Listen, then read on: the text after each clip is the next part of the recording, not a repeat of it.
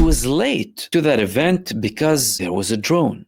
Here they're saying there was a suspicion on a drone, but his car, his vehicle, his convoy stopped for 14 minutes. Other reports said 12 minutes. There was a drone over his car. Now, this is coming in a climate where people are showing more and more hostility towards Benjamin Netanyahu, and many people wishing him death. As a matter of fact, some people online are calling for radical stuff against Benjamin Netanyahu, even though I don't know if there's anything radical against the man or can be considered as such, judging by the levels of crimes that he has conducted and the fact that he is a wanted war criminal.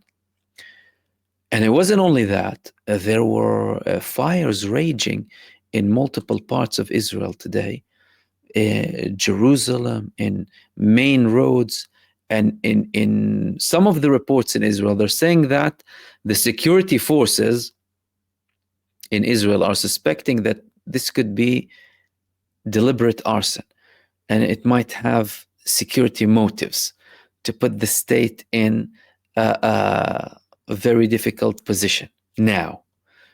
And they have been spreading, and Israel hasn't been able to control them. Incidents like that happened before. Approximately 10 years ago, there were fires spreading left, right, and center.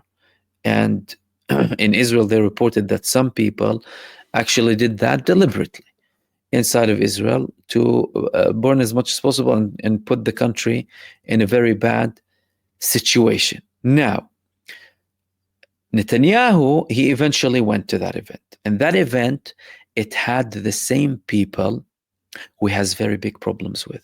And one of them was Ronen Bar. Ronen Bar, the head of the Shin Bet, who Netanyahu wants to sack so much. He was there. And he was there sitting and talking, chatting to the other cabinet members who Netanyahu has meetings with. But Netanyahu doesn't want to be with that man, and he wants to sack him. Anyway, he later started to have his statement.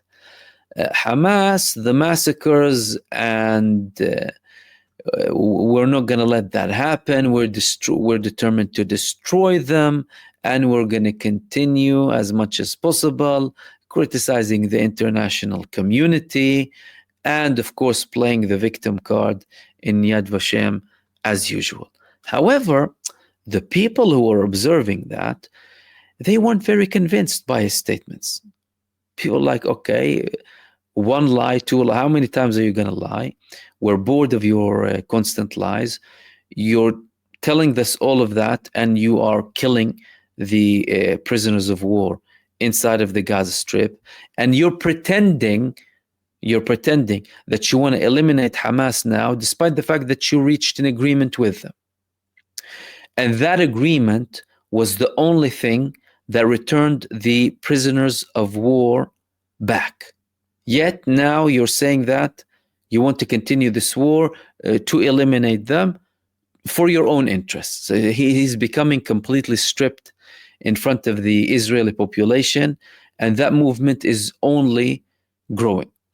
Now, the final thing that doesn't have a lot of progress on is the case of the ceasefire. Egypt and Qatar came up with a proposal 5 to 7 years, and there were a couple of clarifications coming from the Palestinian side, but nothing moved from that point onwards, apart from the fact that there will be delegations going back and forth to continue with these talks. There is no breakthrough.